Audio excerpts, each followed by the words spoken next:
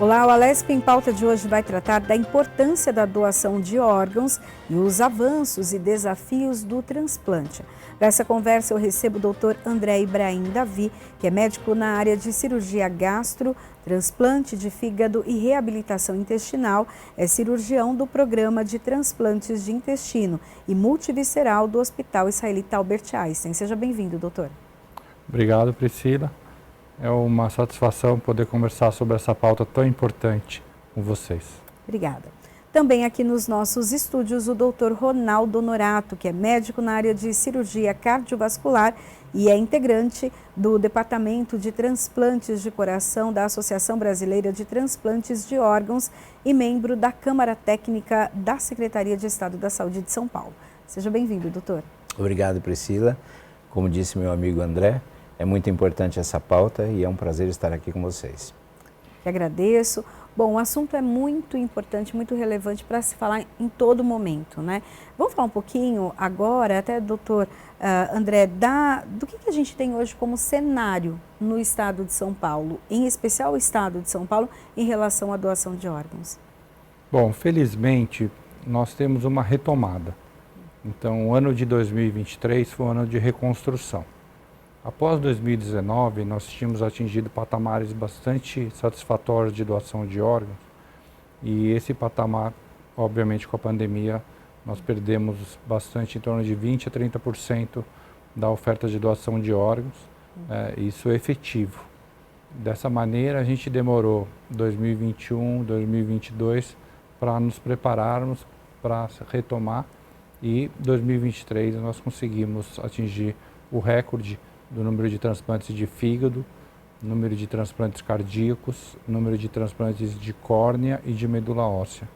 Então, nós conseguimos realmente superar a fase mais difícil, mantivemos os programas andando, isso a BTO e o Sistema Nacional de Transplante tem realmente um valor imensurável, porque durante a pandemia nós não deixamos para trás os pacientes que mais necessitavam de transplante. Então, hoje nós retomamos, estamos bem. O estado de São Paulo é líder na transplantação nacional, né? E isso é uma satisfação nossa. Até hoje, colegas vêm de outros estados para treinar e para aprender conosco em todas as áreas do transplante aqui em São Paulo. E eu tive recentemente com colegas de outros estados e é uma satisfação ver que eles estão indo muito bem também. Né? Então, nós colhemos frutos também da assistência e do ensino também do pessoal, dos profissionais aqui de São Paulo. Doutor Ronaldo, a que se dá esse sucesso, então, na doação de órgãos? A gente sempre teve muitas campanhas falando sobre isso, sobre a importância.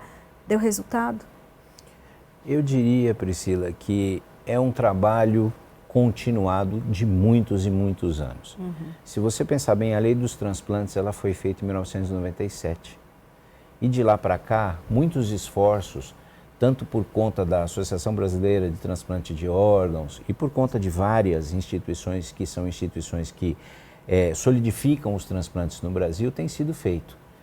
É muito interessante a gente estar com esse resultado que, sem dúvida nenhuma, é o melhor ano do transplante historicamente no Brasil. Mas não significa que a gente deva parar. A gente, ao contrário, a gente tem que continuar crescendo. Quando a gente olha os números em relação aos países mais desenvolvidos, como Estados Unidos e Europa, por exemplo, no caso do coração, nós temos ao redor de 16% de aproveitamento de corações. Estados Unidos está em 44% e a Europa em 70%. Então, existe um caminho muito longo ainda a ser percorrido. Então, infelizmente, ainda temos um número muito grande de receptores, especialmente no meu caso, que é o transplante de coração, que são perdidos na fila de espera. Eu transplanto muitos pacientes em prioridade. De fato, 90% deles são feitos em prioridade. Então, oxalá esses números cresçam cada vez mais, que os programas se desenvolvam cada vez mais para que a gente tenha números maiores de doadores para que a gente consiga mudar esse panorama. Quando o senhor fala da questão dos receptores, né, que tem então esse número tão diferente aqui no Brasil, aí nos Estados Unidos praticamente 3 vezes mais e na Europa muito mais, o que o senhor fala da recepção? É a pessoa que doou ou é a chegada desse órgão até o hospital? São diversos pontos de foco. O entendimento da doação pela sociedade, que acredito que é o que a gente vai mais discutir hoje aqui, é um pilar fundamental. Como a sociedade vê, como a sociedade enxerga a necessidade da doação, como esta sociedade está articulada no entendimento dos processos de morte encefálica. Então, países na Europa e em alguns estados americanos, assume-se que a pessoa seja doadora independente da manifestação dela. É a doação presumida, ou seja, você infere que seja doador. Aqui no Brasil, nós temos uma doação consentida. Então, sempre é necessário a abordagem familiar. Então, a última palavra acaba sendo sempre da família. Muitas vezes, essa família não respeita a vontade do doador porque não houve a conversa em vida. Se a gente conversa em vida a respeito da doação, minha família sabe que meu desejo é ser doador. Assim como outras pessoas manifestam esse desejo, mas nunca conversaram tão propriamente com as famílias a respeito disso. Além disso, a forma como o sistema é tratado no sentido de aproveitamento dos enxertos, dos órgãos que são disponibilizados. Nos Estados Unidos, você dispõe de máquinas que podem fazer a captação mais distante. O coração é um órgão que fica muito tempo fora do corpo, ele não aguenta. O tempo máximo são de 4 horas. Então, para a gente fazer uma logística num país gigante como o nosso, eu não consigo, por exemplo, pegar corações em Recife. Não consigo pegar corações, por exemplo, na região norte, porque eu não tenho uma logística de tempo disponível. Nos Estados Unidos e na Europa, como existem máquinas que perfundem, oxigenam e viabilizam este processo, eles alcançam esses patamares de aproveitamento.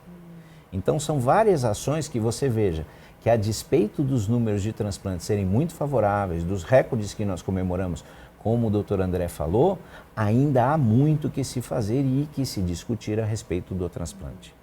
Doutor André, fala um pouco para a gente da tecnologia, então, que nós temos e aquilo que a gente precisa até para que os nossos índices de aproveitamento sejam aumentados, né? Para a gente não perder órgãos. Então, essa tecnologia já está disponível na maioria dos países de primeiro mundo. Então, como o Dr. Ronaldo comentou, a máquina que faz com que o coração possa ser preservado por mais tempo, nós também temos no rim, isso já é utilizado no Brasil, e no fígado nós estamos trazendo agora para o Brasil essa tecnologia de manter o fígado numa máquina de preservação que não só faz uma avaliação de como está o funcionamento desse fígado, como também a possibilidade da gente medicar esse fígado e colocar ele numa condição melhor. Então nós ganhamos tempo até a execução do transplante, conseguimos preparar melhor o paciente para receber o fígado, assim como fazer alguns cuidados para que esse fígado fique melhor do que ele chegou na máquina. Então isso são tecnologias que já existem e nós estamos trazendo isso para o Brasil através das grandes universidades, dos grandes centros de transplante que nós temos aqui. Então essa é uma missão nossa, da sociedade, dos médicos, dos gestores, de realmente propiciar essa tecnologia para os brasileiros. Então, obviamente, isso passa por uma gestão de recursos, mas a gente também acredita, como tudo na medicina, a gente consegue investir agora, que sai muito mais barato lá na frente.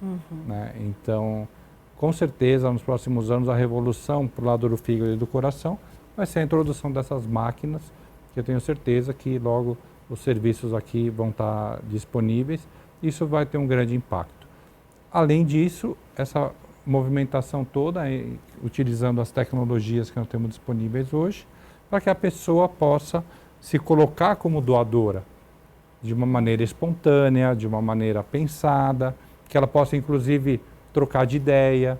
Então ela vai na tecnologia, ela coloca um posicionamento, se ela mudar de ideia daqui a 1 ano, ou 2, ou 1 mês por algum motivo, ela vai lá e muda de ideia.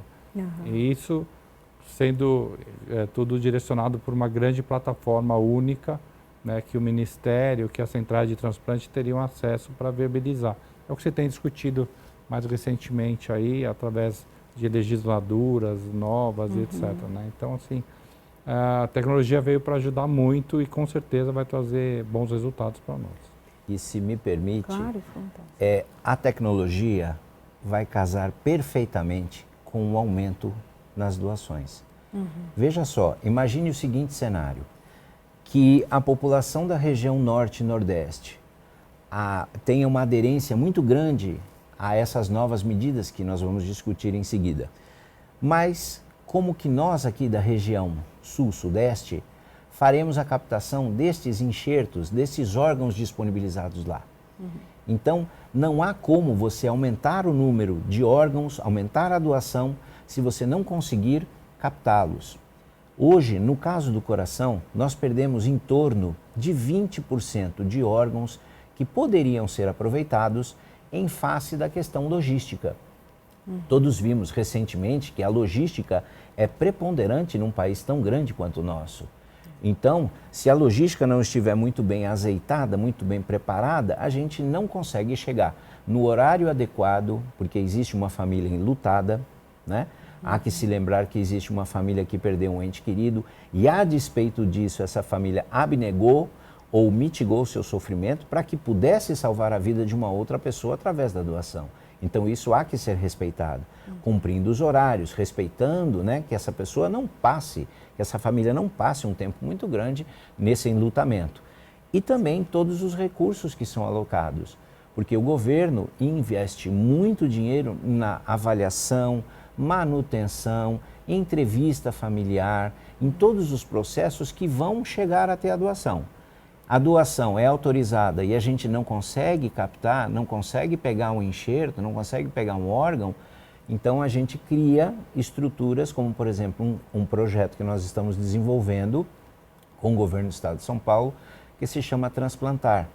Este projeto visa pegarmos aviões de pessoas, aviões privados, e incorporá-los ao sistema estadual de transplante para que a gente, então, diminua esta distância logística, para que a gente possa ampliar a penetração desse processo logístico em todo o Brasil.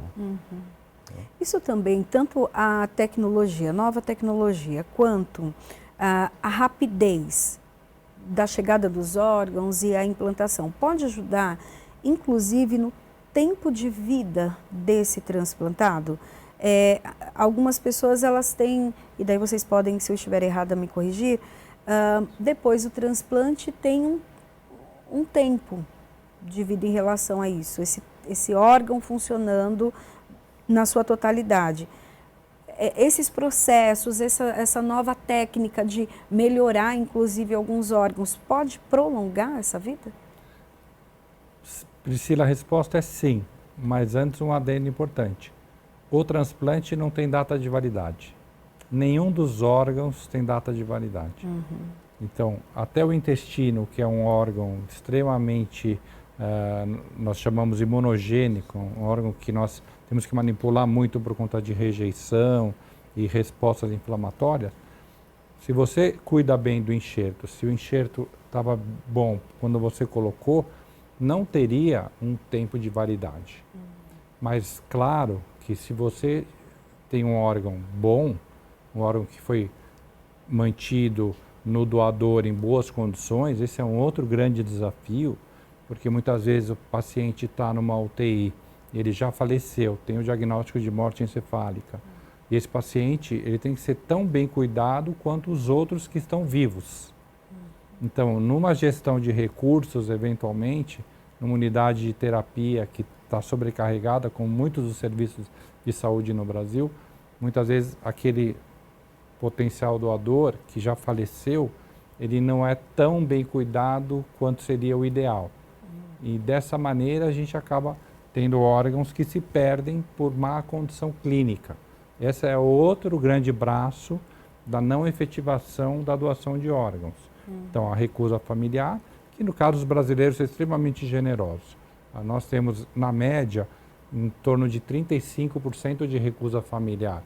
Ou seja, 65%, 70% das famílias do Brasil doam. Então, isso mostra que o povo brasileiro ele é muito a favor, ele é muito a favor desse cuidado dentro da sociedade, né? Dessa gratitude em relação ao que foi feito. E muitas vezes realmente a gente não tem o que fazer quando trata de uma morte encefálica. Mas nessas condições, se você tem um órgão bom, realmente a perspectiva é uma perspectiva que não tem prazo de validade. E faz diferença sim. Então, se a gente puder melhorar o órgão e entregar ele numa condição melhor, com certeza vai beneficiar o paciente, independente do órgão que seja. A sua percepção é correta. É muito bem colocado o que você acabou de dizer. No caso do coração, isso é um pouco mais premente. Porque como o coração é um órgão que tem um tempo curto fora do corpo, sem o suprimento de oxigênio e sangue, se a gente passa dessas 4 horas, ocorre sim uma disfunção. E é principal causa de óbito no pós-transplante. Para você ter ideia, 40%, segundo os dados internacionais da maioria dos registros, os pacientes falecem por conta desta disfunção do enxerto. Ou seja, quanto mais perto de 4 horas, maior será a chance de uma evolução desfavorável. Só que, como o André colocou, se a gente tem um doador bem mantido, se a gente tem um hospital capacitando os seus profissionais, e hoje muitos hospitais no Brasil investem nessa capacitação profissional, eu digo que muitos hospitais no Brasil, independente do porte da cidade, são preparados nessa filosofia de manutenção de doadores. Já fui captar enxertos excelentes em hospitais de cidades muito pequenas. Então, esta filosofia existe. Então, para você ter ideia, o impacto que isso faz no coração. Um paciente em fila de transplante, ele falece mais ou menos 40% ao ano. Então, é uma fila perversa, é uma fila com uma alta taxa de mortalidade. Eu disse a você agora há pouco que 90% dos nossos pacientes, pelo menos no Instituto do Coração, são transplantados em caráter prioritário. Mas a boa notícia, Priscila, é a seguinte: destes pacientes que são transplantados, a sobrevida média é de 13 anos e 35% destes pacientes extrapolam mais de 25 anos. Então, é um número excelente se você considerar que a mortalidade é de 40% ao ano. Sim. Então, a grande mágica, eu acho que o grande entendimento que a gente tem que passar para as pessoas é que a doação permite essa transformação. Quanto mais enxertos, quanto mais órgãos, quanto mais corações eu tiver disponível, assim como todos os outros órgãos, tanto mais rápida será a fila e tanto melhor serão as recuperações destes pacientes. O fígado também tem muito paciente em prioridade. Tenho certeza que o Dr. André tem muitos pacientes que são priorizados e são priorizados pela gravidade clínica. Então, um paciente não pode ficar esperando meses numa fila de transplante. Ele se deteriora. Nós estamos falando de doenças letais, doenças graves, entende? Então, se a gente puder abreviar este processo, transplantando os pacientes com maior celeridade, tendo disponíveis mais doadores, mais enxertos, mais órgãos, esse seria o sentido. O doutor falou até da questão de dar ali a vida, devolver a vida para a pessoa, né? Então, ela está naquela fila, no aguardo, e vai ter ali ainda muitos anos de vida. Essa também é uma conscientização que é passada para a família do doador, para que ele possa entender que não é apenas para ajudar a pessoa momentaneamente, mas ela vai ter uma outra vida. Depois do transplante, dá para voltar a trabalhar? Dá para voltar a ter uma vida, ter atividade física, uma vida normal? Bom, sim. Realmente a gente pega um paciente muito grave, e isso que o Ronaldo colocou é perfeito, porque não adianta a gente ter um órgão maravilhoso se o nosso paciente está muito ruim para receber o transplante e chega numa hora muito crítica. Para o fígado isso é muito verdadeiro. Porque o fígado e o coração são órgãos vitais, que se eles param de funcionar, realmente a sobrevida é muito limitada. Já o rim, você tem a possibilidade de fazer uma hemodiálise, né? O pâncreas, você dá insulina. Então, dessa maneira, você vai lidando e passando o tempo até chegar a um doador ideal, numa condição um pouquinho melhor, né? O intestino, a gente dá nutrição na veia, então a gente vai manejando isso. Fígado e coração realmente é mais complicado, mas o paciente realmente ele acaba tendo uma qualidade de vida absolutamente normal. Então, outro dia eu estava aqui no Ibirapuera e aí eu vi um jovem, devia ter por volta de 30 anos, fazendo flexão de braço. E a hora que eu olhei, ele tinha a incisão do transplante de fígado, que é uma incisão clássica, né? Então, o retorno é absolutamente fantástico, o paciente se cura daquele problema, daquela doença, daquele órgão e tem uma vida normal. Existe a Olimpíada dos Transplantados, que ocorre a cada 2 anos, o pessoal do Brasil participa efetivamente dessas competições, a BTO dá um super apoio também, e é fantástico realmente, porque o paciente não tinha uma menor perspectiva e com o transplante ele realmente renasce. Infelizmente, a gente não pode, nós médicos, abordarmos a família de um doador para explicar que isso que o André colocou existe. Por isso a importância deste programa. Se nós aqui conseguimos dizer para a sociedade que existem sim Olimpíadas de pacientes transplantados no mundo, e eu vou te confessar, eu tenho um sonho que a gente traga isso para o Brasil um dia, porque nós somos o maior programa público de transplantes do mundo. Mas existe os Jogos Brasileiros de Transplante. E não só isso, Priscila, existe uma ressignificação de muitas coisas. Até pouco tempo atrás, bem dito, até 2023, a Sociedade Internacional de Transplante de Coração não era favorável a que as receptoras engravidassem. Porque os imunossupressores, em algum momento durante a gestação, podem trazer malformações aos embriões, aos fetos e, consequentemente, às crianças que poderão ser nascidas desse processo. Mas a Sociedade Internacional se reconfigurou e em 2023 escreveu uma nova diretriz de tal sorte que olha como as coisas acontecem. No nosso grupo, no INCOR, nós tivemos a felicidade de uma mãe, de uma transplantada jovem que virou atleta e que aceitou os desafios e os riscos da gestação e deu à luz a uma linda criança. É uma menina.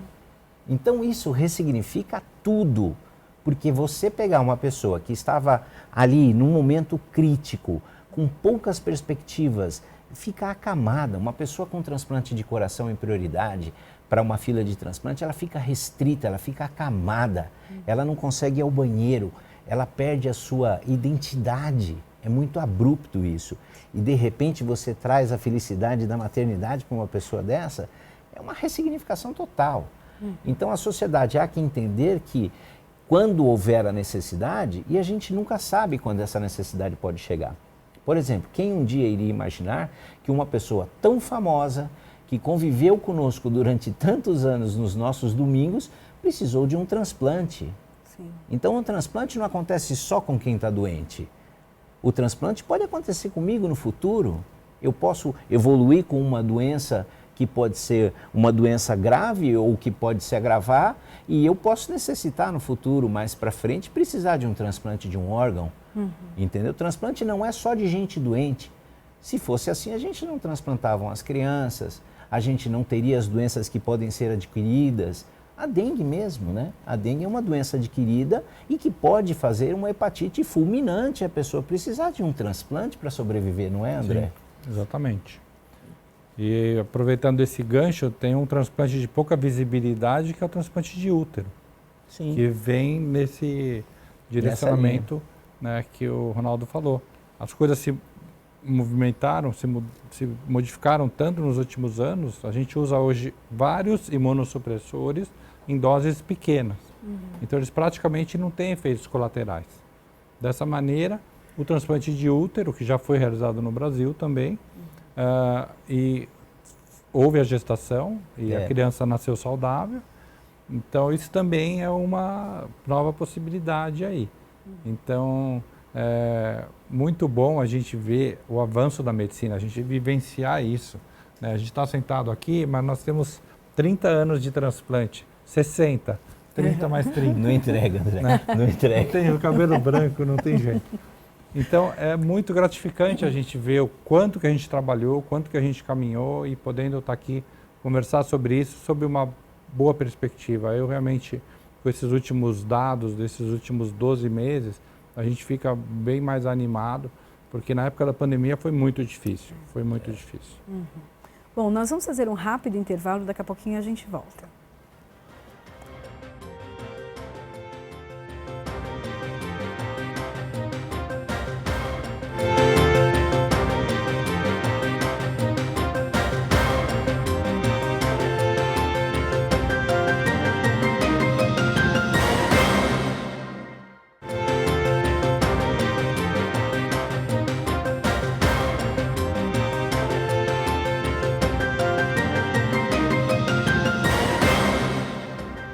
Estamos de volta com a Lesp em Pauta, hoje falando sobre o transplante de órgãos, mas também da doação. O quanto isso já evoluiu aqui no estado de São Paulo. Então, no primeiro bloco falamos das boas notícias, mas as práticas ainda precisam aumentar para que a fila também de espera diminua e muitas pessoas aí sejam poupadas da morte por conta desse transplante. Aqui nos nossos estúdios eu tenho o Dr. André Ibrahim Davi e também tenho o Dr. Ronaldo Honorato, ambos médicos que trabalham com transplantes aí há mais de 30 anos, né? Bom, vamos falar um pouquinho sobre a questão da autorização, o apoio da família também nesse processo. Eu lembro que há uns anos se falava até sobre a identificação ali na carteira, no RG. Você colocava, sou doador, né, de órgãos. Mas muitas vezes essa pessoa também não era respeitada pela família, aquela sua decisão. O que mudou hoje ou o que está mudando? Acho que falar da tecnologia, né? Vamos falar da tecnologia. A grande ferramenta, o grande passo que foi dado foi em relação à tecnologia disponível que todos temos na mão. Então, hoje, através de um aplicativo do celular, você consegue manifestar esse seu desejo, essa sua vontade, através desse instrumento que se chama uma autorização eletrônica de doação de órgãos. Esta autorização, você segue o passo a passo, você preenche tudo, e a vantagem é que esta notificação, esta autorização, melhor dita, ela fica em contato com toda a rede notorial, com toda a rede de cartórios. Então, ela fica sob fácil consulta. Veja a seguinte situação. Você manifestou que você é vontade de ser doadora para a sua família. Eu manifestei. Mas algumas famílias ainda têm um tabu, porque a gente não gosta de conversar sobre a morte. Olha, o dia que eu morrer, que isso, meu filho? Você é jovem e para com isso, já está falando de morte agora. Mas a morte, ela faz parte da vida. Sim. Ela é inexoravelmente um ponto da nossa vida, né? Então, nas famílias em que esta conversa se torna fluida, em que esta conversa é assimilada e debatida, inclusive as pessoas mudam de opinião em relação a isso, né? Então fica fácil. Mas naquelas famílias em que a conversa é mais dificultosa, ou, por exemplo, quando um doador vem para uma outra região do país e a família fica longe, a família acaba perdendo contato e muitas daquelas vontades acabam sendo relegadas a um segundo plano pela falta de contato, de comunicação que às vezes ocorre. Se a pessoa em vida manifesta o seu desejo e ele fica formalizado, a decisão familiar se torna muito mais leve, porque é um momento de perda, é um momento em que a família está sofrendo, uma pessoa faleceu. Para que a gente possa fazer um transplante de coração, alguém tem que morrer. E esta morte tem que ser ressignificada. E a grande ressignificação de tudo isso é a doação. Então a doação conforta uma família, a doação salva uma pessoa, quando não várias pessoas, né? No caso dos transplantes que o Dr. André faz também, o transplante de intestino, não há como fazer uma doação inter vivos, entre pessoas vivas. No caso do rim, quando você pode doar um dos rins, felizmente temos 2, é possível se doar um. No caso do fígado, também é possível uma parte do fígado ser compartilhada com uma outra pessoa, se chama doação em vida. Mas, no caso do coração, dos pulmões, do fígado, é necessário que a pessoa tenha falecido, tenha sido comprovada a morte encefálica. Então, esse processo não pode se perder. A gente não pode ficar de braços atados em relação a uma negativa que, na verdade, será que é? Será que não é? E, na dúvida, a família não doa. Essa nova ferramenta, esse novo documento, não tira a primazia da família. A família sempre vai ser consultada. A doação no Brasil ela é consentida, ou seja, sempre tem que ter uma autorização. Mas, como eu disse, se a família consulta, se a família sabe que a vontade daquela pessoa em vida era ser doadora, é óbvio que essa vontade tende a ser respeitada neste momento tão precioso, né? Nesse momento que eu acho um momento precioso, né? Porque a pessoa ter a condição de salvar não uma, mas veja, um doador pode salvar através de coração, pulmões, fígado, rins, sem falar em pele, osso, artéria, veia, tendões, então córneas, sabe, é uma sensação muito gratificante, né? Quando a gente tem essa família doando, né? Quando a gente tem um doador, né? A família tem até aquela questão até do enterro. Então, por exemplo, achar que o corpo foi ali retirado muitos órgãos, vai ficar estranho para velar. Tem essa preocupação também ou não? Na verdade, existe essa preocupação, mas efetivamente isso não tem alteração, né? Existe o transplante de face, existe o transplante de coluna vertebral para pesquisa. Então tem algumas coisas que realmente são mais agressivas do ponto de vista de entregar o corpo de uma maneira íntegra, né? Então, quando você remove o coração e o pulmão, você fecha a incisão dessa toracotomia que a gente chama que é a abertura do tórax. Da mesma maneira, a abertura da cavidade abdominal também é removido o órgão interno e se fecha como se o paciente tivesse sido operado. Então, vai ter uma cicatriz de uma cirurgia. Mas não tem um dano maior ao corpo, né, a não ser nessas situações realmente em que você teria uma exposição maior. Né? A própria córnea também não tem maiores problemas do ponto de vista de você entregar o corpo numa condição digna para o velório. E o respeito que todos nós transplantadores temos a quem é doador faz com que nós façamos a melhor técnica possível, Priscila. Somos médicos, somos cirurgiões altamente qualificados e treinados para fazer na melhor posição possível, na melhor forma possível. Então, o respeito àquela família faz com que nós reconstituamos o doador, aquele cadáver, da melhor forma possível, entendeu? Respeitando, porque ali, como eu disse a você, uma pessoa perdeu a vida para que outras pudessem ter a chance de viver novamente, entendeu? Então, é tudo feito, regido por uma lei. Então, isso realmente não ocorre, sabe?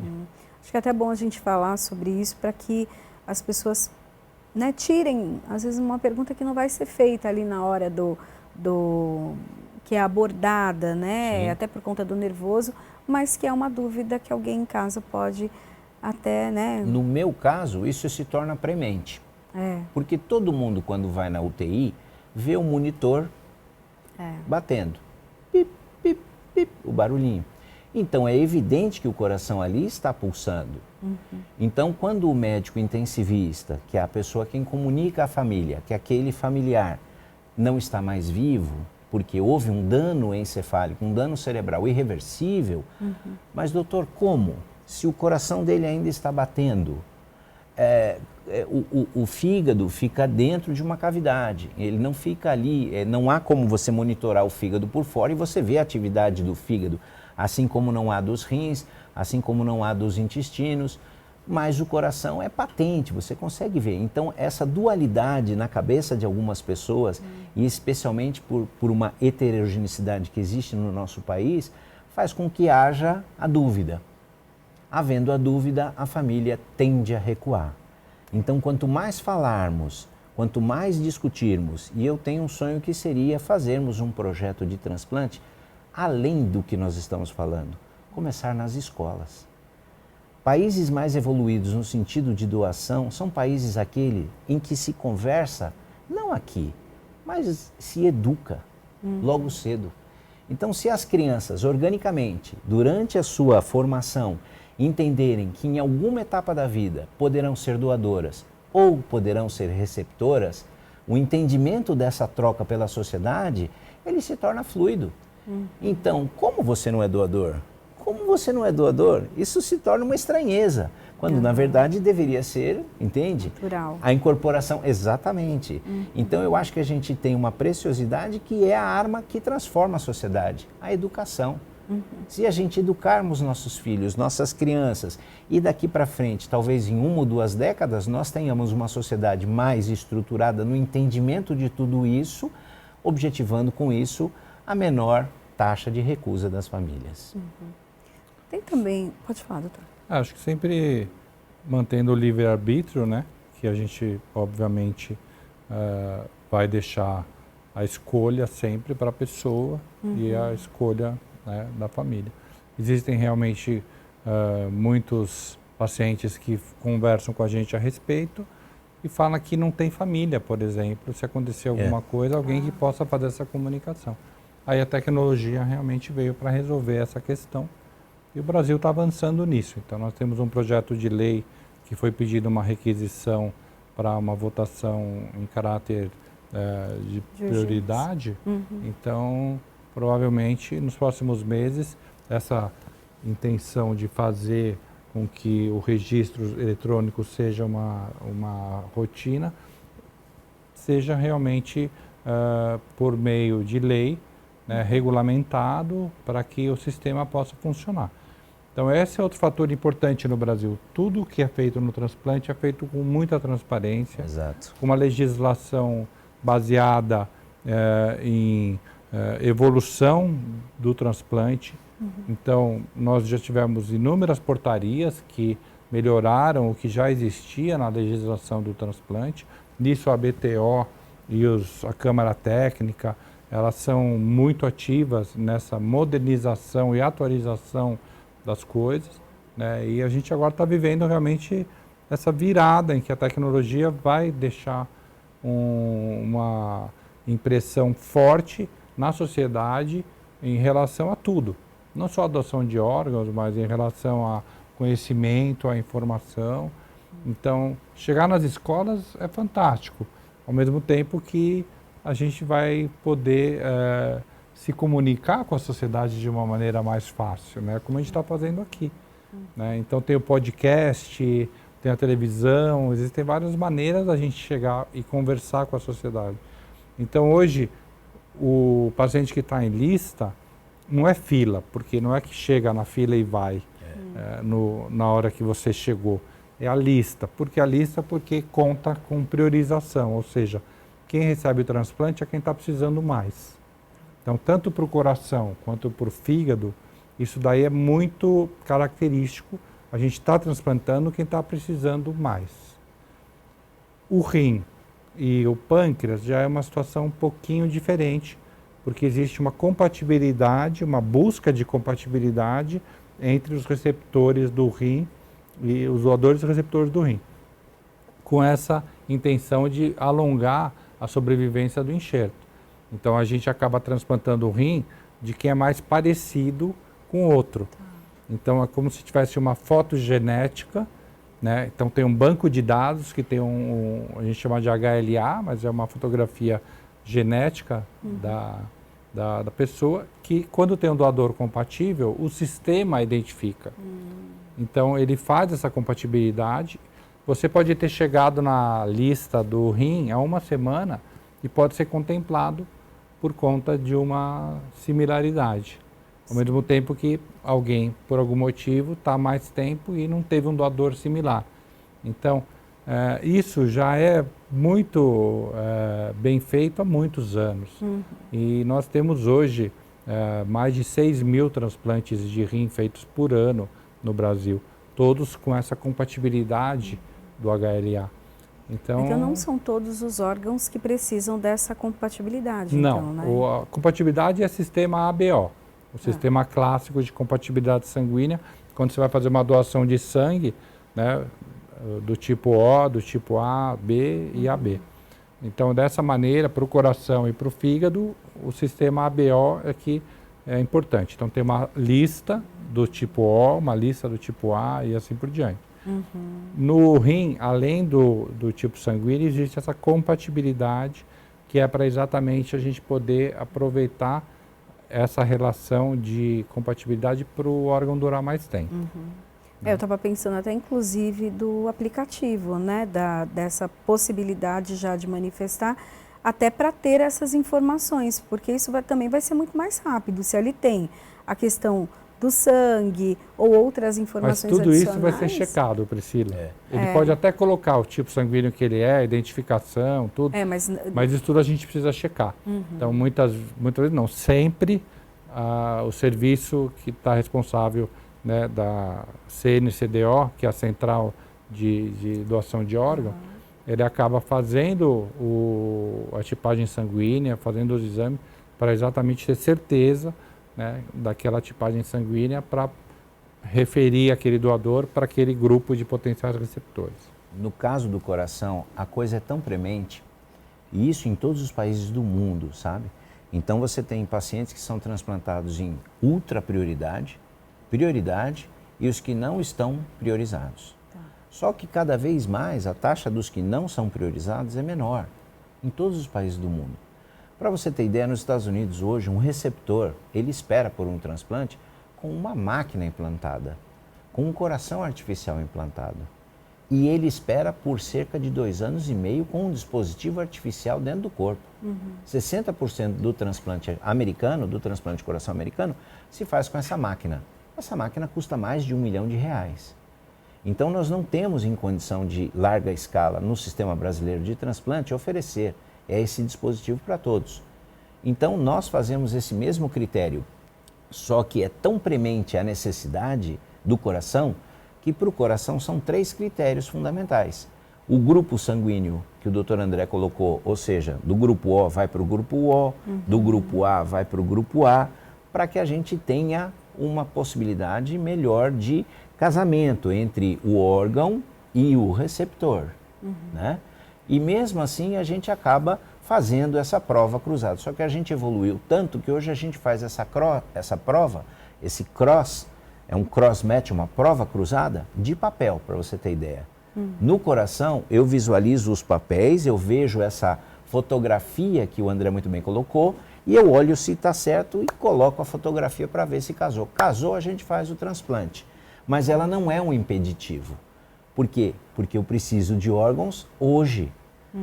No caso do fígado, como existe a terapia substitutiva renal, que é a hemodiálise, um paciente renal ele pode viver durante muito tempo na diálise, embora não ideal. É sempre melhor fazer o transplante porque a qualidade de vida, como a pessoa vai se reinserir na sociedade através do transplante é muito melhor do que você ficar dependente de uma máquina dialítica 2, 3 vezes por semana, fazendo o transplante ou fazendo a diálise, esperando por um órgão, aquela espera que é realmente muito deletéria, né? Então, esses processos todos, mas o mais importante de tudo, Priscila, tudo que nós estamos falando aqui, o Brasil tem um sistema sólido, um sistema maduro. O sistema de transplantes no Brasil, ele é regido por lei. Nenhum transplantador é pernóstico de fazer fura-fila, isso não existe. São critérios clínicos baseados em gravidade. Todos os transplantadores brasileiros são pessoas sérias, ligadas a instituições sérias e que respondem, em última análise, ao Ministério Público. Então, se houver alguma dúvida, quem nos investiga, quem nos fiscaliza, é o próprio Ministério Público. Então, eu digo para você com toda a segurança que hoje o sistema brasileiro de transplante, além de ser gratuito para todos, democraticamente, ele é um sistema muito maduro, é um sistema muito seguro. Esse novo sistema, até de doação e manifestação da doação de órgãos, obviamente ela vai impactar ali nessa lista. Como que a gente tem hoje essa lista? Quanto tempo demora para que uma pessoa seja transplantada? Tem uma média ou varia muito de órgão para órgão? Eu tenho. Varia muito. No caso do coração, né, Ronaldo? É quem está muito ruim, né? Se eu disser para você que são 4 meses, bacana, nos Estados Unidos são 2 anos e meio. Mas vai ficar 4 meses em prioridade. Se eu disser para você que são 6 meses, a nossa média aqui no estado de São Paulo, pelo menos no Instituto do Coração onde eu trabalho, onde temos um grande número de transplantes anualmente realizados, é em torno de 6, 8 meses. Evidente que eu já tive pacientes inscritos e que foram agraciados com o transplante no mesmo dia. Isso já aconteceu, mas não é a regra, entendeu? Mas fundamentalmente não se trata do tempo, se trata da oportunidade de ter. Você pode esperar um tempão e não acontecer. Você pode esperar um dia e acontecer. E por que aconteceu? Porque houve a doação. Quanto mais doadores, maiores as chances de menor tempo de fila. Então, esse é o raciocínio que a gente tem que ter. Embora os números são números razoavelmente aceitáveis, 35% de negativa da família, mas por que não teremos um número mais baixo? Por que não trabalharmos continuamente na educação, na disseminação da informação do transplante e, ao invés de 35%, baixarmos para 30%, 25%, 20%? Porque os órgãos já é difícil a manutenção, requer uma estrutura grande, o paciente tem que ficar em terapia intensiva, o doador requer uma alta capacitação para ser mantido. Além de tudo, nós temos distâncias, nós temos a preparação das equipes, nós temos várias etapas que são todas etapas no altíssimo nível que a gente está falando. Equipes treinadas, como o André brincou, nós estamos aqui falando de 30 anos de transplante de cada um de nós aqui. Então, esse é um tempo gigantesco de formação. Nenhum transplantador se forma em 5 anos. O André já visitou serviços fora do país, já teve a chance de operar em serviços fora do país, assim como nós, e a grande maioria dos transplantadores no Brasil. Nós, inclusive, fazemos normas técnicas que são seguidas por outros países. Então, o sistema de transplante brasileiro é de dar orgulho mesmo, entendeu? Então, se a gente tiver mais doadores, a gente tiver mais enxertos, mais órgãos disponíveis, nós não teremos fila de espera. Nós teremos fila de transplante, como você muito bem colocou. Nós temos que tirar essa palavra. A espera, ela tem que desaparecer. Tem que ser lista de transplante.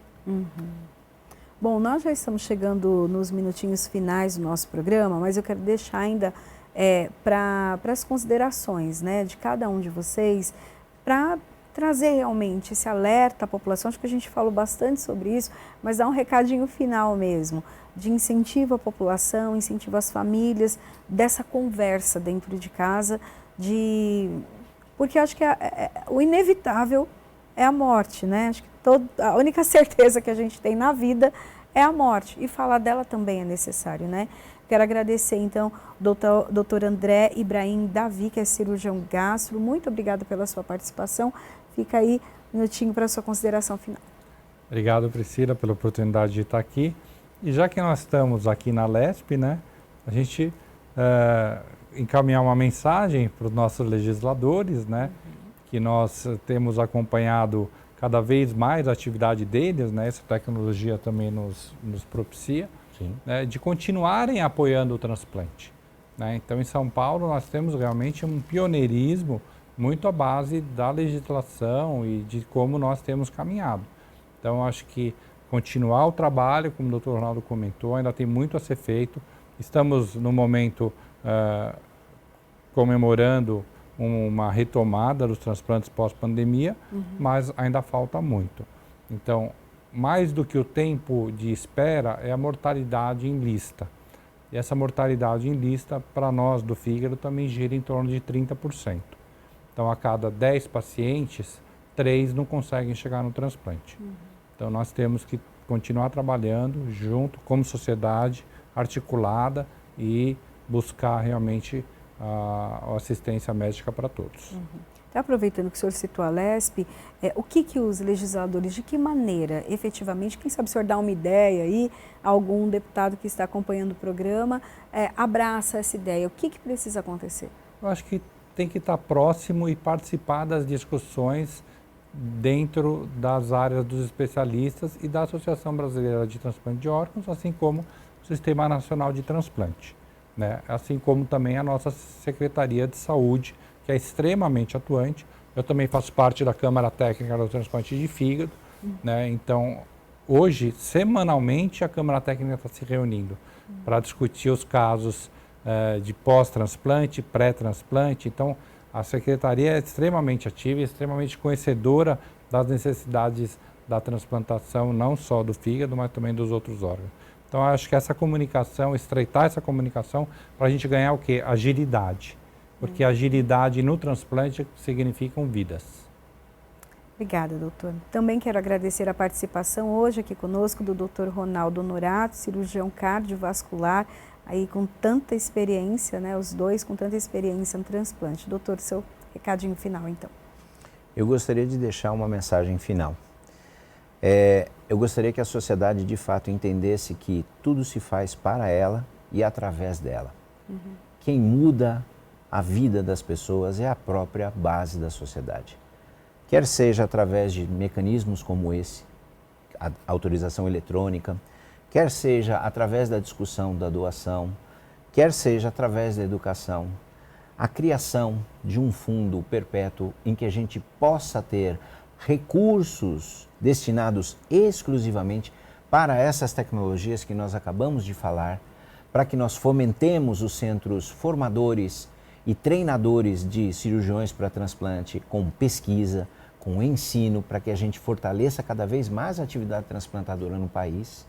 Então, a gente não tem que discutir transplante só em alguns momentos. Essa discussão tem que ser diária. Programas que possam ser facilitadores, como por exemplo a Lei Rouanet, porque nós temos leis que permitem o aporte econômico dentro da cultura.